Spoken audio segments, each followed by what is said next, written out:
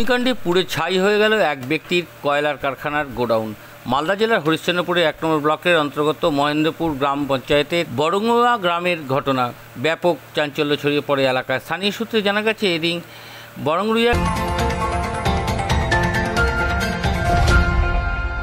বড়ঙ্গুয়া প্রাথমিক বিদ্যালয়ের পাশে আক্তার আলমের কয়লার গোডাউন হঠাৎ আগুন লেগে যায়। স্থানীয় বাসিন্দারা ছুটে এসে আগুন নেভাতে হাত লাগান। ফোনে করা হয় তুলসীহাটা দমকল কেন্দ্রে, তবে দমকল আসার আগে গোডাউনে থাকা কয়লার বস্তা সহ একটি ভুটভুটি এবং বেশ কিছু সামগ্রী পুড়ে ছাই হয়ে যায়।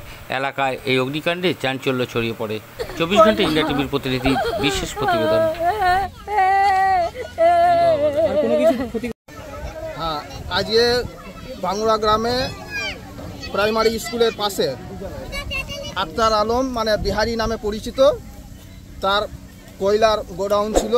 তারপরে খড়ের আর কিছু বাড়ি ছিল, সেখানে আগুন লেগে যায়। দমকল আসে, দমকলের প্রচেষ্টায় আগুন নেভানো হয়। আপনারা দেখছেন 24 ঘন্টা ইন্ডিয়া টিভি, সর্বদা সবার পাশে, সবার মাঝে। আজ এ পর্যন্ত। সঙ্গে রাখুন 24 ঘন্টা ইন্ডিয়া টিভি। দেখতে থাকুন সব জেলার সব খবর সবার আগে 24 ঘন্টা ইন্ডিয়া টিভির পর্দায়। নমস্কার।